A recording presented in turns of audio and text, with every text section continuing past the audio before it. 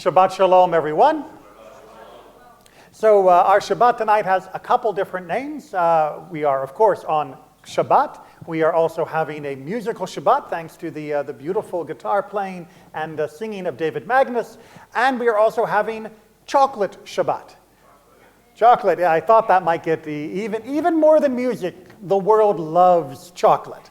But of course, the reason why we love chocolate so much is because it gives us this great flavor, this great inspiration that indeed there is a beneficent God. However, in Judaism, we actually have, because Judaism was established before Jews knew about chocolate, because it's a New World food, we have a very different way of inspiring ourselves about the blessings of God. One that we do on Shabbat, in fact, one we do multiple times each day, which was something that came as a bit of a late revelation to me. You see, growing up Jewish and participating in services and, of course, the Passover Seder, I always took the concept of slavery for granted. Not that it should be around, but that the idea that we had once been slaves, Avadim hayinu, right? We had once been slaves in Egypt, and that now we were no longer slaves, that was a built-in part of our identity. It was a built-in part of our liturgy. It is half the reason we celebrate Shabbat. It is the reason, of course, for the celebration of Pesach, the most widely observed Jewish holiday, even by people who would never dream of setting foot in a synagogue. They are still celebrating Pesach. Slavery is all over the place in Judaism. Just keep your eye on our liturgy as we go forward through the rest of tonight, and you will see it. It turns out that's not actually true for everyone else. It was only about maybe 10 years ago that I was at an interfaith conference, and we were talking about the topic of human trafficking and modern-day slavery. And they asked the panel of religious leaders, what does your faith have to say about slavery? And I got to tell you, I had a much better speech than they did. No offense to my religious colleagues. They had lots of things to say about, of course, God doesn't want people to be enslaved and we need to be free and all of that. Everybody was on the right page of anti-slavery, which has not always been the case for different religions. But when I got to speak, I got to actually say, well, not only do we think slavery is bad, we remind ourselves of the terribleness of slavery multiple times each day during our morning, afternoon, and evening blessings, as well as giving half of Shabbat's theme to it and all of our holidays, the major ones, whether you remember this or not. Passover is not the only anti-slavery holiday, so is Sukkot, and so is Shavuot. So yeah, I got to go to some brass tacks on what Judaism wants to say to the world and to ourselves about slavery. However, as proud as I was to be able to say that here we have a concrete example of Judaism's ethical voice shouting out at the world, I'm not entirely sure that we're always paying attention to the modern forms of slavery. When we conceive of slavery, we often are still thinking about slavery purely in the terms of the ancient world. Isn't that right? Shabbat Shalom. Want a handshake? Very nice. We are still thinking about it in terms of the ancient world. When we leaf through your Haggadah, you are likely to find pictures of the Israelites building the pyramid. We did not. It was already ancient by the time we were enslaved. But we did build a lot of other stuff in Egypt. That's what that whole mud brick discussion is about. But many Jews have not updated their concept of slavery. If pushed, many will at least recognize the chattel slavery of the New World when so many hundreds of thousands of Africans were brought into bondage and forced to work in the Caribbean and the rest of the New World in the plantations. Maybe we've moderately updated our concept of slavery. And there are still people who work under those conditions. There are 50 million people in the world today that are still enslaved. That is more people in bondage than at any other point in human history. But while some of them work in that type of slavery condition, that is to say the classic hard labor, whips being cracked over your head as you drag something through the dust, Many, many hundreds of thousands do not slave in those conditions. Let me give you a particular example, one that I am sure you have all experienced and yet did not recognize that the modern conditions of slavery are reaching out to touch you constantly. Have you ever got an annoying text message from somebody you didn't know that sounded like they knew you, where it said, hey, I'm going to need to reschedule, and you're looking at the number, and you've never talked to that number in your life, and you don't know who they are, and you're sure it's a wrong number, and you get another one the next day from a different random number that says, we need to talk about our meeting. I don't know. We've all gotten these text messages, yes? They have been spiking in frequency over the last few months, and a little bit earlier than that in terms of the arc of this phenomenon. Those are slaves reaching out to you. Now, they're not reaching out to you to ask for freedom. This is not the equivalent of the help, I'm being held prisoner in a Chinese fortune cookie factory. These are people that have been enslaved to work in the scam farms of Southeast Asia. At this point, there are roughly 250,000 people working in Cambodia and Myanmar and other Southeast Asian centers that have been enslaved. They were trafficked there. They were often deceived to go there from other countries in Asia. And once there, they cannot leave. And they are beaten, and they are abused in every possible way that you can imagine. And they are forced to spend 16, 17, 18 hours a day trying to scam people in the West, in particular Americans, English being quite a universal language.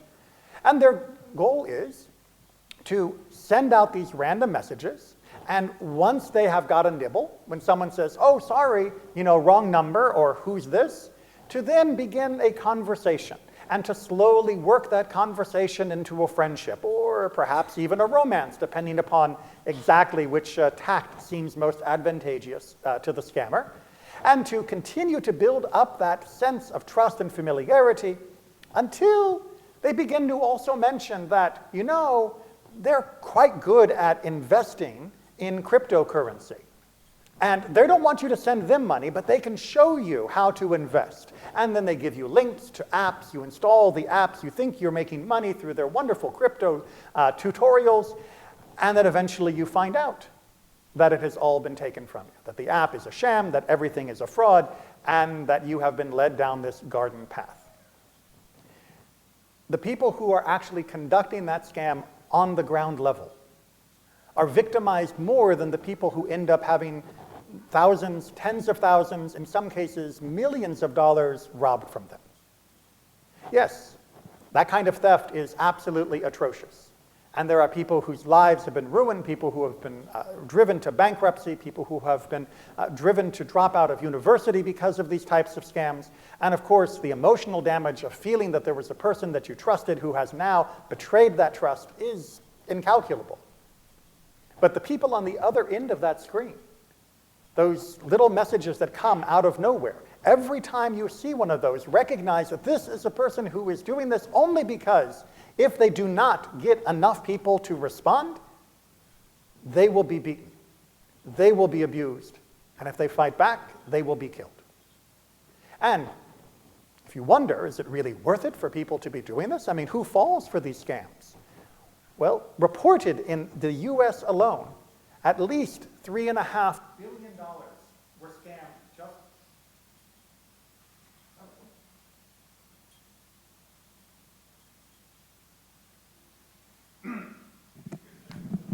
I did not get a text message, but I did get a dead battery. At least in the US alone, $3.5 billion have been reported to have been stolen in this method. Now, that's only the money that has been reported to have been stolen. Obviously, many people are ashamed and embarrassed to come forth and to speak to the authorities about these types of things. And the estimates are that it is at least twice or 3 times as much that has actually been scammed. Which means that in no fault of our own, we are supporting the enslavement of hundreds of thousands of people. Now, why are we doing this? Why would anybody ever believe anything they got from a random number anywhere through their mobile device. First of all, if that's the way you're already thinking, great. That means you hopefully will be inoculated against this type of scam. That no matter how friendly and chatty a person that's a random false number might be, you're never going to let them talk you into installing something under their direction. Good, because every dollar that is sent to these scams only encourages more people to be enslaved. So, good, we're already on the first page, and by the way, this is one of the sermons where I demand you do tell other friends and family about it, because there are other people that will be caught up in this, and we do need to make sure that others are aware of it, and that awareness actually can help put an end to the horrible human trafficking of the people that are being forced to engage in this practice. But I just want to make sure that we also understand the other side of why is it that somebody would actually ever respond to such a random statement and develop that kind of relationship. People are lonely. People are lonely. And when somebody shows an interest in them, when they get somebody who listens to them, responds to their texts, and hears whatever is going on in their life, seems to actually take a legitimate interest in them as a human being, well, that's something that is extremely powerful for all of us. Many of us, hopefully, have friends or family, hopefully many here at the congregation, where they feel they can have that sort of relationship, but there are many millions more who do not. And their loneliness is funding the exploitation of hundreds of thousands of other people, if not more. It is a vicious and terrible situation that we are trapped in. Because of our own loneliness and desperation, others are being enslaved in order to milk us because we are paying for that human contact. Which means, in addition to being aware of these scams, and in addition to making sure that you and your friends, your coworkers, and everyone you can talk to about this knows not to go down this road in order to try and starve these programs so that there is no incentive to enslave more people, you also have an obligation on the other side to the local community to actually reach out to other people, to make sure that your friends, your acquaintances, your coworkers are not caught up in a desperate state of loneliness that might make them prime targets for this sort of manipulation. That is two very important and relatively easy things we can do to diminish the number of people who are enslaved and to diminish the sadness and loneliness that is felt by so many people in this country. It's not often that you get to do two mitzvahs without a whole lot of effort. But it does mean that we have to do a little bit, that we have to reach out. Hey, haven't seen you for a while. Do you want to grab a cup of coffee? Do you want to go to the game? Want to see a movie? You know, all of those normal human things that, for many of us looking around at the relative grayness, used to be very normal, but perhaps are not as frequent as once they were. The dinner parties, the cocktails, the going to a fun event together with others, perhaps we don't do those as much as we should. But by not engaging in that, not only are we starving ourselves of proper human contact, which is a cornerstone to a healthy and good life, but we are also creating the conditions, the fertile ground in which these scams can fester. So please, don't answer those texts. Don't send anyone money. But do answer the call and texts from your friends, your family, your coworkers, and others around you. Make sure that they know you are there. And keep the door closed to the other. Shabbat Shalom.